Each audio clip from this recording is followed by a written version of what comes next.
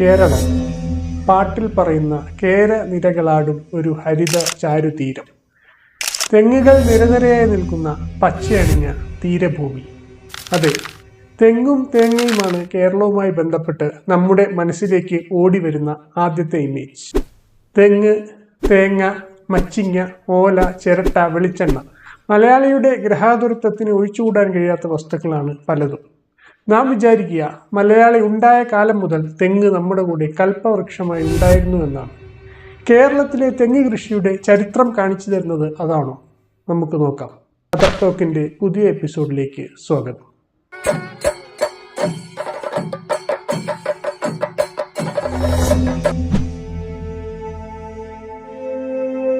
ചരിത്രകാരനായ കൊസാംബി മലേഷ്യൻ പിറവിയായ തെങ്ങ് ഇന്ത്യയുടെ കിഴക്കൻ തീരപ്രദേശങ്ങളിൽ ക്രിസ്താബ്ദം ആദ്യ ദശകങ്ങളിൽ മലേഷ്യയിൽ നിന്ന് വന്നതാവാം എന്ന് അഭിപ്രായപ്പെടുന്നു.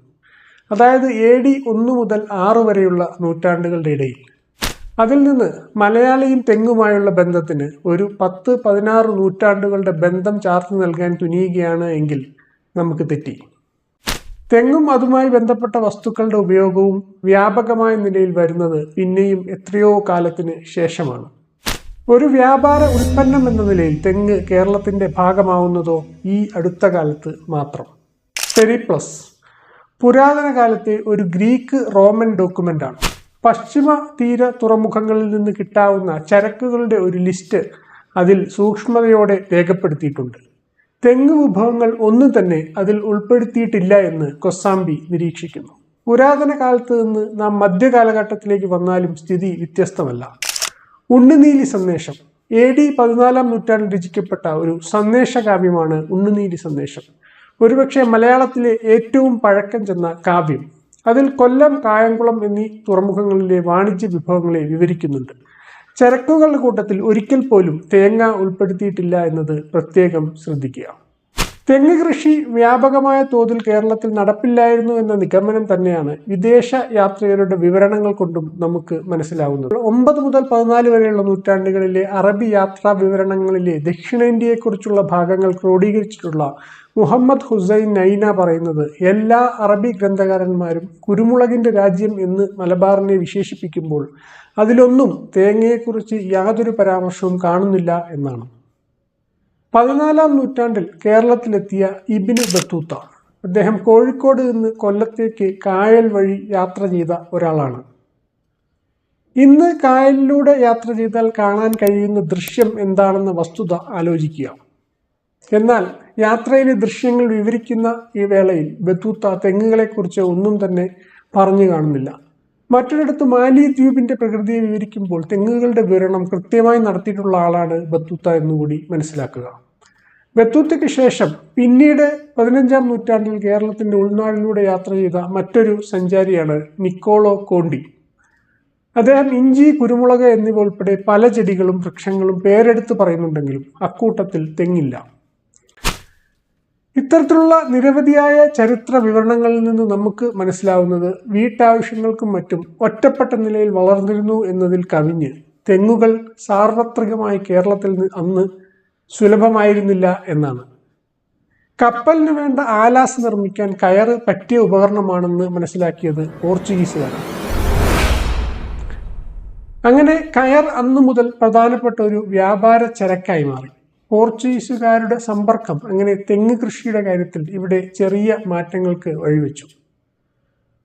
17-18 നൂറ്റാണ്ടുകളാണ് കേരള ചരിത്രത്തിലെ ഡച്ച് കാലഘട്ടം എന്ന് അറിയപ്പെടുന്നത്. ഡച്ചുകാർ കടൽ വ്യാപാരത്തിൽ മേൽക്കൈ നേടിയ സമയം. അന്ന് ഡച്ച് കമ്പനിക്ക് കേരളത്തിലുണ്ടായിരുന്ന പറമ്പുകളിൽ അവർ തെങ്ങുകൾ നട്ടുവളർത്തിയിരുന്നു. അത് കേരളത്തിലെ തെങ്ങ് കൃഷിയുടെ കാര്യത്തിൽ ആദ്യത്തെ നിർണായകമായ വഴിത്തിരിവായിരുന്നു. ആ തോട്ടങ്ങൾ എങ്ങനെ പരിപാലിക്കപ്പെട്ടിരുന്നു എന്നതിന്റെ വിവരണങ്ങൾ 1781 ഡച്ച് റെക്കോർഡായ വാൻ മോയൻസ് മെമ്മോറാണ്ടത്തിൽ കാണാം. ഈ തോട്ടങ്ങൾ 25 കൊല്ലത്തെ കാലാവധിക്ക് പാട്ടത്തിന് കൊടുത്തിരിക്കുകയാണെന്നും നീണ്ട കാലാവധി വെച്ചത് മനഃപൂർവ്വമാണെന്നും അതിൽ പറയുന്നു. പാട്ടക്കാർ ഈ തോട്ടങ്ങൾ വർഷങ്ങളോളം ശ്രദ്ധാപൂർവം പരിപാലിക്കേണ്ടതുണ്ട്. അതിന് പുതുതായി നട്ട തെങ്ങുകളുടെ ഫലം ഏതാനും വർഷമെങ്കിലും തങ്ങൾക്ക് അനുഭവിക്കാൻ കഴിയുമെന്ന് അവർക്ക് ബോധ്യം വരണം. അതിനാണ് കാലാവധി 25 വർഷമാക്കിയത്. പോർച്ചുഗീസ്, ഡച്ച് കാലഘട്ടത്തിന് ശേഷവും ഏറെക്കാലം കേരളത്തിലെ തെങ്ങ് കൃഷിയുടെ എണ്ണം വർദ്ധിക്കാതിരുന്നതിന് കാരണം കൂടി ഇതിൽ നിന്ന് നമുക്ക് ബോധ്യപ്പെടും. കേരളത്തിൽ നിലനിന്നിരുന്ന ഭൂ ഉടമസ്ഥതയുടെ സ്വഭാവമായിരുന്നു അതിൻ്റെ കാരണം. അന്നത്തെ കേരളത്തിലെ ജന്മിമാരായ നമ്പൂതിരിമാർ സ്വന്തം ഭൂസ്വത്ത് ജീവിതത്തിൽ ഒരിക്കൽ പോലും കണ്ടിട്ടില്ലാത്തവരും ഭൂമി എവിടെയാണെന്ന് നിശ്ചയമില്ലാത്തവരും ആയിരുന്നു. ഇടനിലക്കാരായി ഭൂമിയുടെ കൈകാര്യം വഹിച്ച നായന്മാരാവട്ടെ ശാരീരികമായ അധ്വാനം നിന്ദ്യമായി കരുതി. തല ചായ്ക്കാൻ ഒരു കുടിലും അല്പം ഭക്ഷണത്തിനും മാത്രം വകയുള്ള ഏറ്റുകൃഷി നടത്തിയിരുന്ന താഴ്ന്ന ജാതിക്കാരായിരുന്നു കൃഷിയുടെ പൂർണ്ണമായ ചുമതലക്കാർ.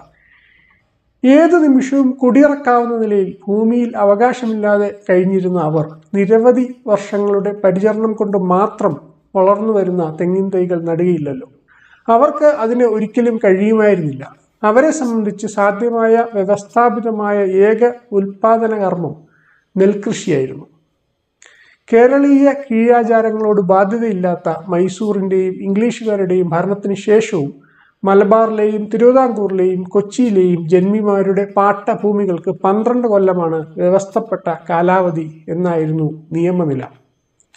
മുതൽ മുടക്കി 12 കൊല്ലം പ്രയത്നിച്ചാൽ മാത്രം ഫലം എടുക്കാവുന്ന തെങ്ങ് കൃഷി ഫലത്തിൽ നിരോധിക്കുന്ന ഭൂവുടമ സമ്പ്രദായമാണ് അല്പാൽപ്പം വ്യത്യാസങ്ങളോടെ 1900-ന്റെ ആദ്യം വരെ കേരളത്തിൽ നിലനിന്നിരുന്നത്. അതിന് മാറ്റം വരുന്നതോടെയാണ് തെങ്ങിൻ തോപ്പുകളുടെ എണ്ണത്തിൽ കാര്യമായ വർധന ഉണ്ടാകുന്നത്. 1820-ലെ തിരുവിതാംകൂർ സർവേ പ്രകാരം അവിടുത്തെ തെങ്ങുകളുടെ എണ്ണം 85 ലക്ഷമാണ്. 1977 ആയപ്പോഴേക്കും ഇത് 7 കോടിയായി വർദ്ധിച്ചു എന്ന് PK ബാലകൃഷ്ണൻ തൻ്റെ പുസ്തകത്തിൽ രേഖപ്പെടുത്തുന്നുണ്ട്. അതായത് വ്യവസ്ഥാപിതമായ കൃഷി എന്ന രീതിയിൽ കേരളത്തിൽ തെങ്ങ് കൃഷി തുടങ്ങുന്നത് 19-ാം നൂറ്റാണ്ടിൻ്റെ ആരംഭത്തോടെ മാത്രമാണ്. കേരളത്തിൽ ഇന്ന് നിലവിലുള്ള തെങ്ങ് കൃഷിയുടെ 75% 20-ാം നൂറ്റാണ്ടിലുണ്ടായ വർധനയാണ്. ഇത് വിശ്വസിക്കാൻ പ്രയാസമുണ്ട്, പക്ഷെ അതാണ് വസ്തുത. അപ്പോൾ നമ്മുടെ കേരനാടിൻ്റെ കേരളീയമായ തേങ്ങാ ഉപയോഗത്തിൻ്റെ ആ വലിയ പാരമ്പര്യം, തെങ്ങ് ഒരു വീട്ടുഫലം എന്ന നിലയിൽ മേൽജാതിക്കാരുടെ വീട്ടുമുറ്റത്ത് ഒറ്റയായി വളർന്നിരുന്നു. എന്നാൽ 18-ാം നൂറ്റാണ്ടിൽ പോലും കേര ഉൽപ്പന്നങ്ങളുടെ ഉപയോഗം കേരളത്തിൽ സാർവത്രികമായിരുന്നില്ല. ഉയർന്ന ജാതികൾ പുരവെക്കുന്നതിനും മേയുന്നതിനും തെങ്ങിൻ്റെ തടിയും ഓലയും പ്രയോജനപ്പെടുത്തിയിരുന്നു. ഭക്ഷണ ആവശ്യങ്ങൾക്ക് മേൽജാതിക്കാർ മാത്രം വെളിച്ചെണ്ണ ഉപയോഗിച്ചിരുന്നു. അതിനപ്പുറം വിളക്ക് കത്തിക്കാനും മറ്റും പുന്നക്കായുടെ എണ്ണയായിരുന്നു ആളുകൾ ഉപയോഗിച്ചിരുന്നത്. ഭൂരിഭാഗം വരുന്ന താഴ്ന്ന ജാതിക്കാർക്കാവട്ടെ വിളക്ക് കത്തിക്കേണ്ട ആവശ്യം തന്നെ ഉണ്ടായിരുന്നില്ല. എണ്ണയാട്ടുന്ന ചക്ക് അവർക്ക് വിലക്കപ്പെട്ടിരുന്നു. അന്ന് മേൽജാതിക്കാർ തന്നെയും കുളിക്കാനായി ഉപയോഗിച്ചിരുന്നത് എള്ളെണ്ണയായിരുന്നു. 1820-ലെ വാർഡ് ആൻഡ് കോർണറുടെ സർവേ മെമ്മോറിയലിൽ തിരുവിതാംകൂറിലും കൊച്ചിയിലുമുള്ള ചക്കുകളുടെ കണക്കുണ്ട്. കരിമ്പ്, പുന്നക്കായ എന്നിവ ഉൾപ്പെടെയുള്ള വിഭവങ്ങൾ ആട്ടുന്നതിനായിരുന്നു ആ ചക്കുകളിലേറെയും ഉപയോഗിച്ചിരുന്നത് എന്ന് ആ രേഖകൾ പറയുന്നു. വളരെ ചുരുക്കം മാത്രമാണ് കൊപ്രയാട്ടിയിരുന്നത്. തെങ്ങിനോടുള്ള നമ്മുടെ ആത്മബന്ധത്തിൻ്റെ ചരിത്രം അന്വേഷിച്ചു പോയാൽ അത്രയൊന്നും പഴക്കം അതിന് ഇല്ല എന്ന് തന്നെയാണ് മനസ്സിലാക്കാൻ കഴിയുക. ഈ ചാരുതീരം കേര വൃക്ഷങ്ങളുടെ നാടായിട്ട് നാം വിചാരിക്കുന്നത് പോലെ ഏറെയൊന്നും നാളുകളായിട്ടില്ല.